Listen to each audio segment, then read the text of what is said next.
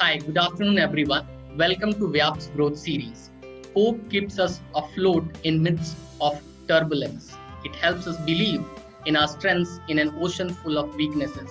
It helps us not only challenge the status quo, but create a new benchmark. It helps us believe that the best is yet to come. It drives us, shapes us, and makes us strong enough to see opportunities in challenges, see the unseen, and do the undone. It helps us get inspired from the most common stories and fills a fragile with utmost power to do something charismatic. Hope directs our mind to create tomorrow's truth and fills us with energy and enthusiasm to prosper and chase our dreams. Our growth series is truly instilling hope. And today we have with us Mr. Vineet Sahni, the Group CEO of Lumex Group. Mr. Vineet, with over 3 decades of experience, has been instrumental in his contribution to serving the automotive sector of Indian economy. Welcome, Mr. Yes, Vineet. thank you, Pankaj. Thank you very much, and my compliments to you for starting this wonderful series of growth series, instilling hope in people. Thank you so much. Okay, so I have my first curiosity. We tell curiosity instead of questions.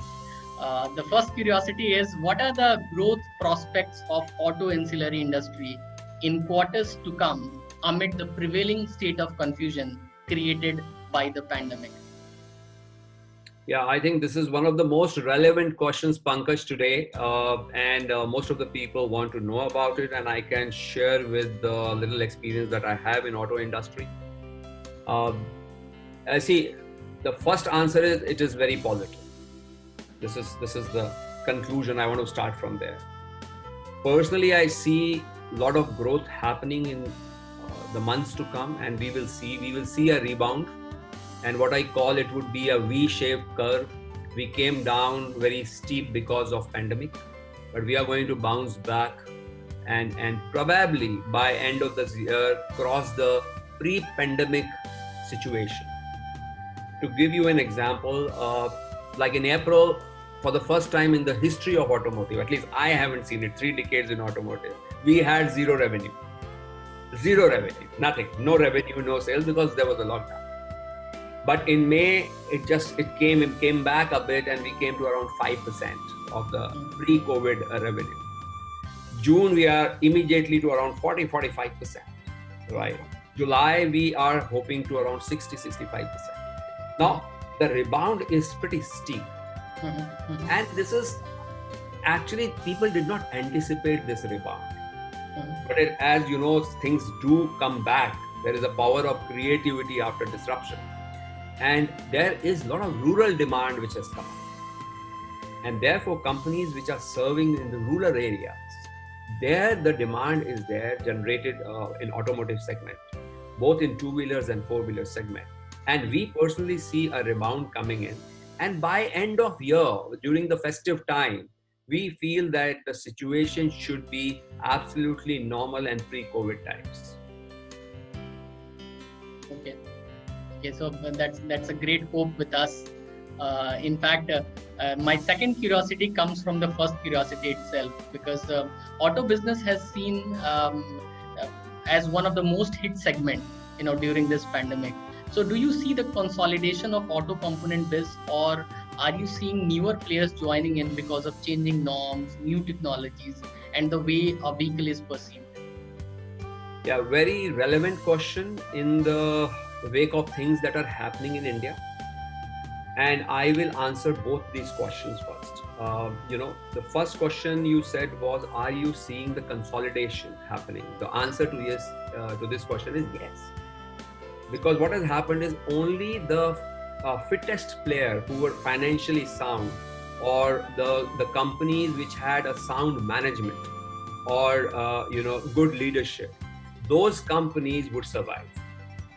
However, companies who did not believe in their business, or who diverted the money earned out of the business to somewhere else, those are the companies who have become weak. And therefore, we do see a lot of consolidation happening in the coming years.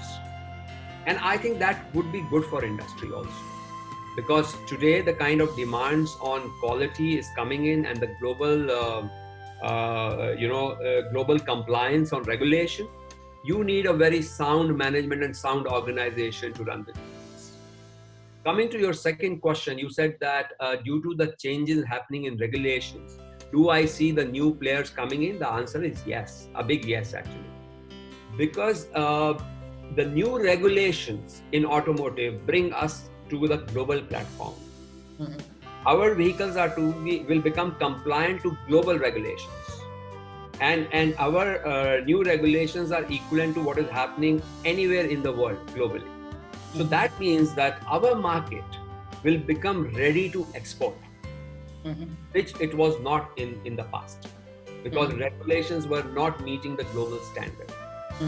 While we will see some blips of cost increase due to many of the things getting added in the vehicles, like sensors are getting added, safety mechanisms are getting added, fuel quality is becoming different. So this will add on a bit of cost, but then it will bring the automotive to global standards. Now, to bring this technology into Indian automotive, there are newer players who are coming in, who are already here, either on their own or through partnerships in India with Indian companies. Here, I would also like to add that the successful model in India is a partnership model, because Indian system is best managed by Indians. And therefore, it is a very good opportunity and hope, to use your word, for Indian companies and Indian people to work in auto segment for these new opportunities which are coming. Okay. So you see a lot of opportunities of new people coming into automotive segment, and obviously taking these opportunities to the next level. My third curiosity also comes from the second one only. So every change comes with some positivity, as nothing is absolute. And so how do you see the change in norms as we have moved to BS6, EV, etc., shaping our auto ancillary business and creating opportunities for direct and indirect employment? Yes, you are right. Every disruption is followed by the creation. This has been historical, right? And I think I will give you 2-3 examples here to make you understand what I mean by disruption in automotive. In the past, diesel has never been more expensive than petrol. Correct. We have just seen it recently, last week. Never thought. People went out and bought diesel vehicles because their running cost was supposed to be cheaper. Correct. It has changed. Right? Number 2, we always thought that the fixed cost will remain fixed irrespective of the revenue, and variable cost would be the cost of permanent workers, which can be changed as per the revenue. Look what is happening. Fixed cost has gone down. All of us have taken salary cuts, the fixed cost people, but all permanent workmen were paid as per the directions, advisory, or as per the business need. So the traditional fixed cost became variable, and traditional variable cost became fixed. Example number 2 of disruption. Example 3, in manufacturing, it is always said, use every inch of space because it costs money. And today we are advising, please be apart by 2 meters. It's a totally different mindset. Now, it is very important that this disruption must bring in a similar change in our mindset of management. We have to view business with a different eye, with a different lens, not with the traditional. And the leadership and the people who are able to do it will create the opportunities for many of us who are into the system. Employment and opportunity, direct and indirect, and many other opportunities. Coming to your comment on the change in norms of BS6, I go back to the second question where I said that with these norms, we are becoming compliant to global standards. And therefore, all our automotive segment will become export worthy. And then world will become our market, right? So this is a very big change. Earlier, we were getting focused only on the Indian market. But with these regulations coming in and so strongly, and I want to also share with you, India is the only country who moved from BS4 to BS6 in just 3 years' time. Europe took 18 to 19 years. My God. Yeah, so it is remarkable work that has been done by automotive industry. 3 to 3.5 years, all technology moved from BS4 to BS6. Another opportunity which people will get in this change is skilling, skill upgradation. There is a lot of things happening by skill, there is a focus by Government of India on the skilling of people, and a new skills are going to emerge, because if you have to compete in global market, you need a different skill set. And that skilling is happening. So people are going to become more employable. Of course, it depends on the people and us how to get these opportunities. They will exist, they are existing. We must reach out to these opportunities, so that it helps shaping their career and bringing them to a positive life. Okay. So you mean to say that Indian operations are reaching the global standards nowadays much faster than what we would have anticipated? Absolutely. Okay, so these perspectives were really profound, and so my fourth curiosity is something coming very personal to you, because I found you being so humble, very grounded, and a great professional. So would you like to share something very simple which had a profound impact in your life and you consider it useful even today?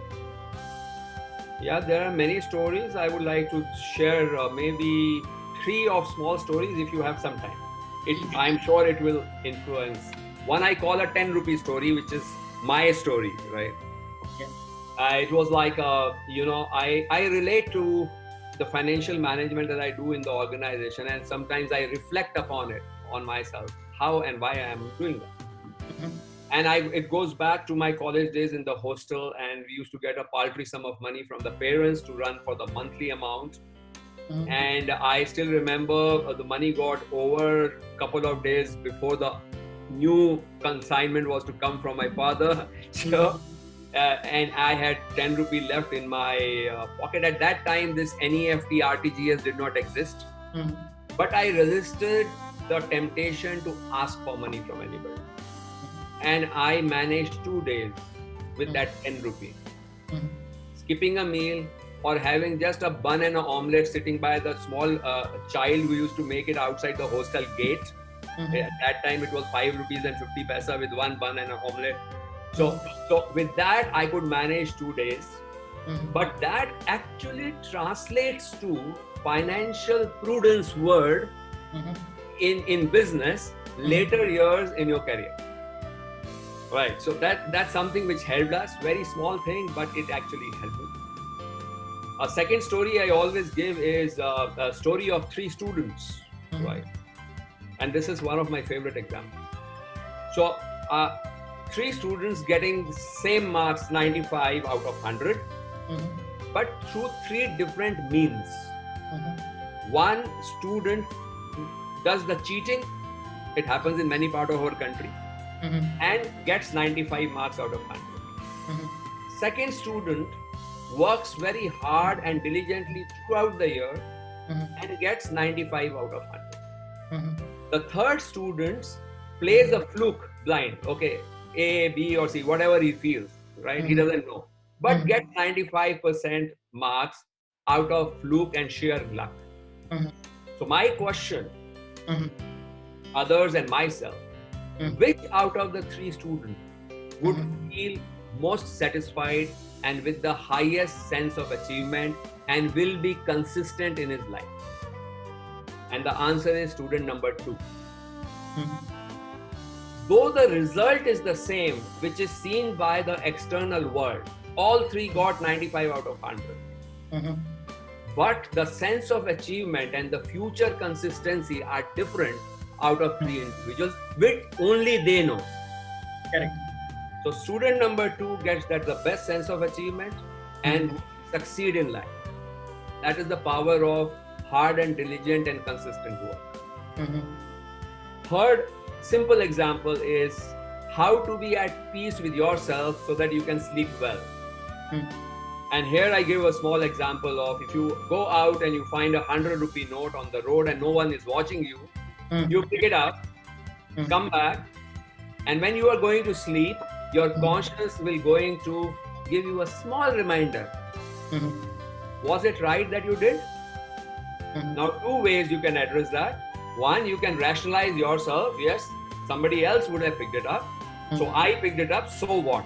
That's one rationalization. Or you can say, yeah, I think it's not meant for me. Let me address it tomorrow. Right? Tomorrow comes and you start going back to work. You can do two things. One, you can donate that 100 rupees to the needy. Second, you can buy some fruits for your children. Right?